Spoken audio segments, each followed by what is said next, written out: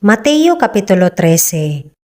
Niadtong adlawa mipahawa si Hesus sa balay og milingkod sa daplin sa dagat og mingdugok kaniya ang daghang katawhan tungod niini misakay siya sa usa ka sakayan og milingkod ug ang tanang katawhan nanindog sa baybayon og siya nagsulti kanila og daghang mga butang pinaagi sa sambingay sa pag-ingon, "Ania karon, usa ka magpupugas miadto sa pagpugas." Ug sa nagpugas siya, ang uban nga lugas nahulog sa daplin sa dalan, ug nanugok ang mga langgam ug ilang gituka. Ang uban nahulog sa kabatuan diin walay daghang yuta, ug gilayon miturok tungod kay wala silay kalawom sa yuta. Apan sa pagsubang sa adlaw, nangalaw sila, ug tungod kay walay gamot, nangalaya. Ug ang uban